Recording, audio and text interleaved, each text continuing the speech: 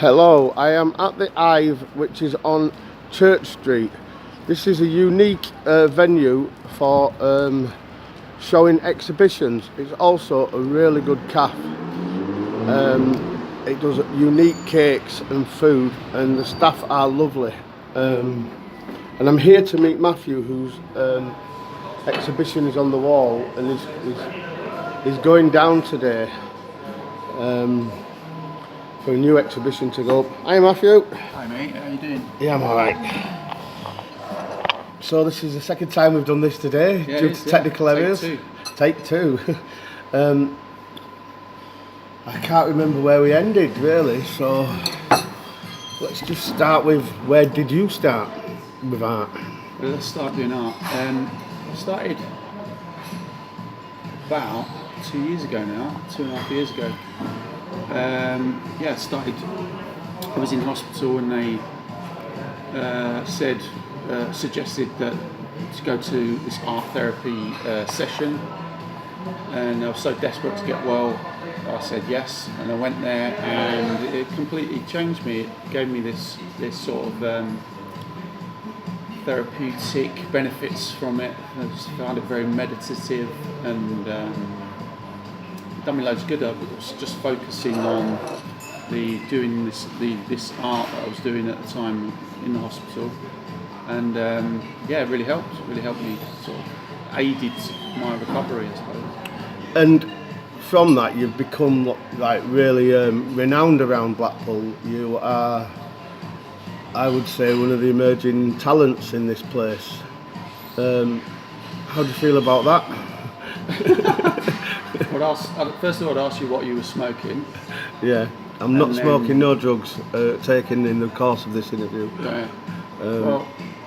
No, but like, you've got an exhibition in this wonderful space. It is an amazing space. And you're getting, this is your second one, isn't it? Yeah, it's my second ever solo exhibition. I had one last year at Shaw's Cafe, just around the corner. But yeah, this is sort of my second solo. But it's a beautiful space. The walls are lovely, quite high, and And this is your exhibition. This is one corner. Very privileged to be asked to do it. A group called Re-Arrested Development asked me, who are a group that compose of Robin Ross, Mark Allen, Mark John Allen, Dawn Manda and Kate Yates. And they're kind of a collective that sort of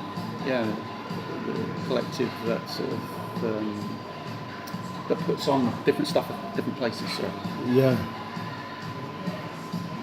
I came over to Blackpool after being inspired by you.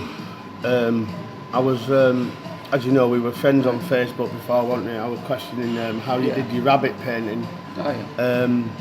And then obviously I've come over here and met up with you quite randomly, really. It wasn't expected. I didn't know that actually you was here.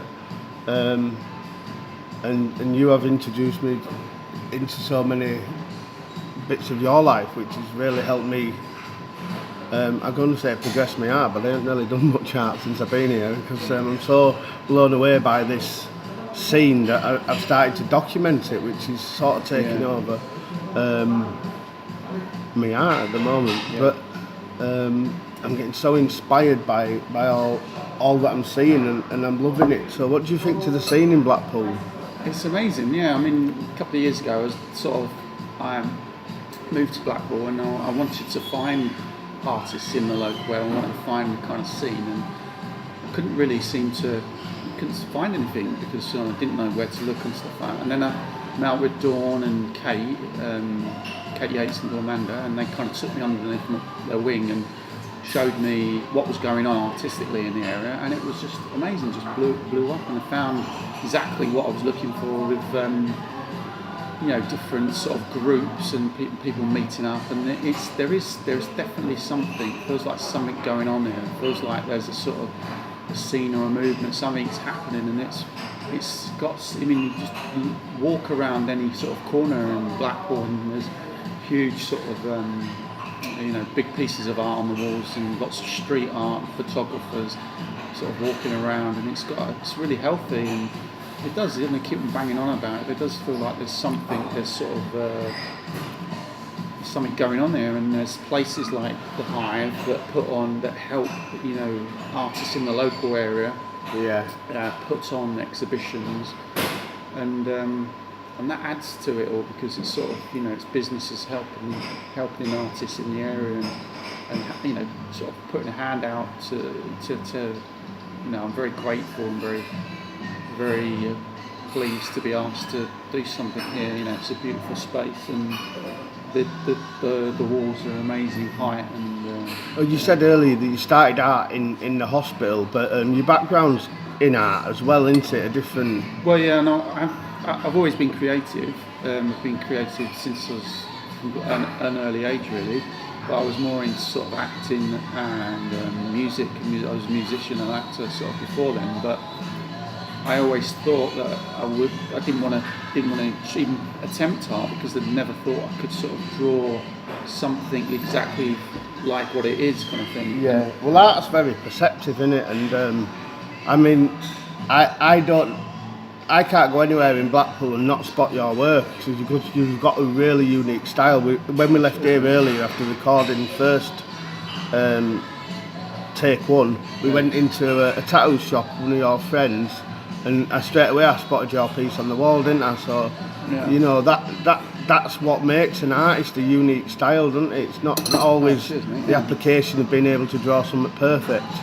It's about having a style that's quite unique. I mean, how do you get your unique style? I mean, how do you get to the finished piece of work? Because each piece, as we'll have a little quick look around at some of the pieces before we end this film, are actually quite uniquely different, but yet it's still you.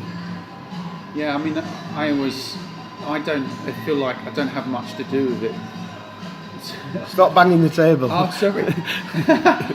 I always think I don't have much to say in it, really, because I kind of make a mark or stain the canvas or put something on it, and it kind of tells me what to do, really. I don't really it's sort of like I'm just a vessel for it, really. And then when it's finished, I look back on it and I realise that that's so obviously about this that's happened in my life, or this what's going on with me, and it's so clear and obvious. But I don't set out with a conscious effort to paint this, which is going on for me at the moment. It's sort of subconsciously comes through, and sort of I make a mark, and then it tells me the rest until we stop. And I really get that. That's what at the moment I could easily pick up something and draw something, copy something or a photo or thingy, but it doesn't feel like that's the creativeness of it.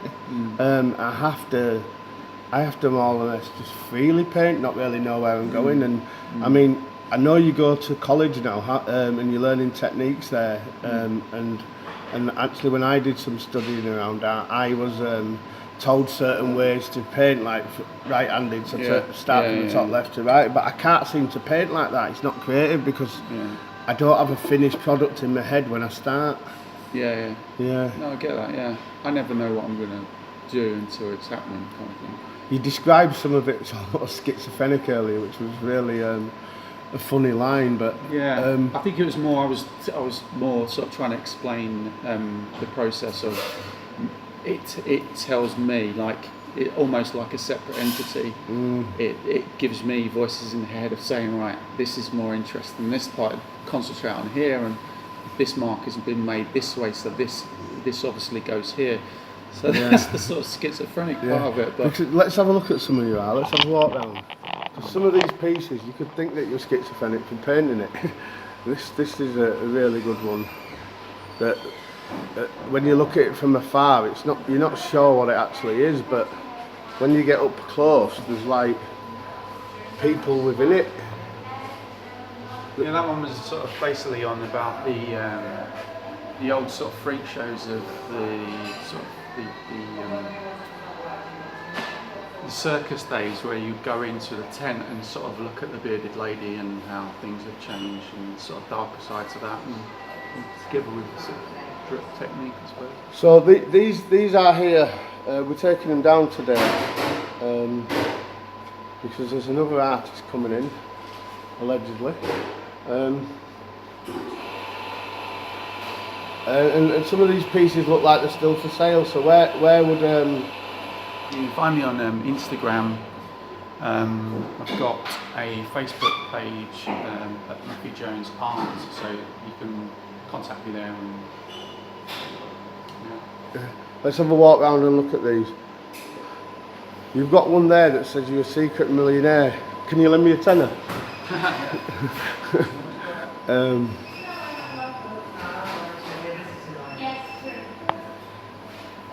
These are phenomenal. These ones, I don't know if you can see how it changes like reflection. Is that a famous person in the picture? Yeah, I think it's a Google image, Oh. but the processes of a laser print, yeah, it gives a 3D effect as you walk past. Yeah, when you There's look at obviously this collage side, on the top of it kind of comes into focus and comes out as you go past. it's phenomenal. I don't know whether you can pick that up on video, but yeah, it's quite freaky. I love that one with the Yeah, that's the print of the original. The original went to someone, went to a lady called Carol Briggs, who runs a guest house, stroke therapy, stroke retreat in Devon. it's phenomenal that. And you can buy the print, £50 online. That's phenomenal at the top, isn't it? I like the shapes in that. Yeah, it's about separation. Right. And the flowers on the top of the columns. Yeah. Stunning. That reminds me of the Last Supper picture. Yeah, that's an overpaint collage of what's his face? You know, Dali. Dali. Salvador Dali. So it's one of his originals, but I kind of brought it into reminding me of, wanted to play around with sort of themes of addiction, social media, and how it looked to me that they were all, before I added the stuff on it looked to me that they were all on their phones. But so I painted in phones and the electric plugs and stuff like that. And yeah, I really enjoyed it. That's probably my favourite piece of the lot, actually. I enjoyed it. The figure in the middle, it's Yeah. sort of got that thing off your... Yeah, it was one I of love the, how you bring other bits of art right into it. I guess you're not a secret millionaire because you won't lend me a tenner. No. I love these three pieces down at the bottom here. I'd be very interested to know how these were done. Yeah, it's lots of different processes in that one. It's photocopying, collage, ink, watercolour. Phenomenal. I must admit this one at the top here is my favourite. It's got your rabbit in it, it's got wings in it. Phenomenal that. Right, I'll just show this last table. You alright, sir? We've still got some guests in the place. So this was the cover of your show. Yeah, I used that in promotions flyer and stuff like that. But it's of a previous picture I did last year, but it's kind of an adaptation of the fact that it's all crumpled up and ripped. Right. Yeah, it's got references to other stuff in it. What's not. Right. Anything you'd like to say? The last word. Not really. Thanks, Tom, for interviewing me. It was painless and always very interesting. Right. All right. Thank you very much. I hope to speak to you soon.